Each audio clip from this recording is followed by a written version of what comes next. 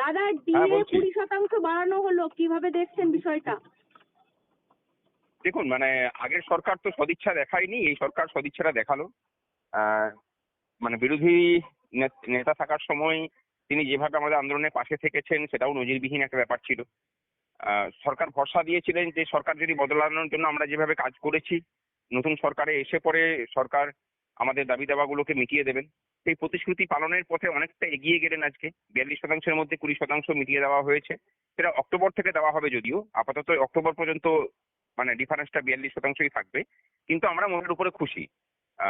সরকার মাননীয় মুখ্যমন্ত্রী একটু ভাস্কর দা, সময় তার চেয়ে মানে নিয়েছিলেন। টোটাল আপনাদের 38% হলো, তাই তো? হ্যাঁ, আগামী অক্টোবর থেকে 38% হবে। আপাতত একদম। 18%ই থাকলো। হ্যাঁ। কিন্তু যেভাবে সরকার সদিচ্ছা দেখিয়েছে এবং এগিয়ে এসেছে আমরা তার জন্য খুশি। আমরা চাই যে সমস্ত স্তরের অস্থায়ী কর্মচারীদের দিকটাও সরকার ভাবুক এবং তারই সাথে চাকরির রাস্তাটা খুলুক। 6 লক্ষ যে শূন্য পদ, সেই শূন্য পদে চাকরির রাস্তা খুলুক। ভাস্কর দা, আর একটা বিষয়, এই যে দীর্ঘদিনের আন্দোলন, একটু তো আশার আলো নিশ্চয়ই দেখলেন, এই যে 20% বাড়ালো, মানে হ্যাবক দেখুন বাড়ালো। এই যে ঘোষণা যখন হলো তখন আমার মনে পড়ছিল যে আজকে হয়তো এই দিনটার জন্যই আমরা যে অনশন করেছিলাম, দিনের পর দিন সেই শারীরিক যন্ত্রণাকে মানে উপেক্ষা করে আমরা দাঁতে দাঁত চেপে লড়াইটা করে গেছি। অসংখ্য মিথ্যা মামলা, পরিবার ছেড়ে থাকা, মানে সমস্ত কিছু আমাদের সদস্য সমর্থকদেরকে দূরে বদলি করা, তাদেরকে চাকরি থেকে সাসপেন্ড করা, এই সমস্ত কিছুটা বোধহয় আজকের মানে জন্যই আর কি। সুতরাং তারপর কুকুরের মতো মানে ঘেউ ঘেউ কোনোদিন করেন কেন?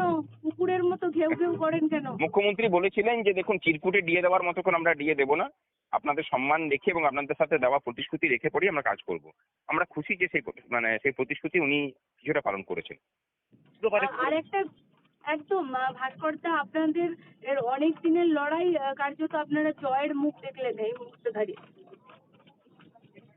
মমতা আহ, বন্দ্যোপাধ্যায় থাকলে কি এটা হতো, বলতে ভাস্কর পারেন দা? যে সাম্প্রতিককালে পশ্চিমবঙ্গে কোনো আন্দোলন এতটা চাপ সৃষ্টি করে এরকম পরিবেশ তৈরি করে একটা সরকারকে বদলে দিয়ে এইভাবে দাবি আদায় জায়গায় যেতে পেরেছে কিনা সেটাও গবেষণার বিষয় হওয়া উচিত। ভাস্কর দা, একটা জিনিস জানতে চাইবো, এই যে মমতা বন্দ্যোপাধ্যায় সরকার থাকলে কি এটা হতো, আপনার কি মনে হয়? হতো না যে, সেটা তো আমরা জানতাম বলেই তো মমতা বন্দ্যোপাধ্যায়কে মানে পরিবর্তন করার জন্য আমরা এতটা পর্যন্ত এগিয়েছিলাম।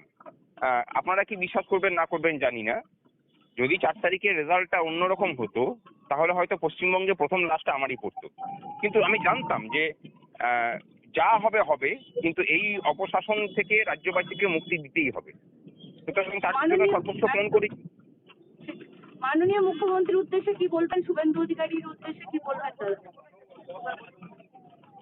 হ্যালো। শুভেন্দু অধিকারীর উদ্দেশ্যে কি বলবেন দাদা? ভরসা আছে রাজ্যটাকে এগিয়ে নিয়ে যাওয়ার জন্য। যেভাবে উনি সংগ্রামী যৌথ মঞ্চ এবং রাজ্য কর্মচারী শিক্ষক মহলের সহযোগিতা চাইবেন, আমরা সেই রাস্তাতেই তার করে মানে সহযোগিতা করতে প্রস্তুত।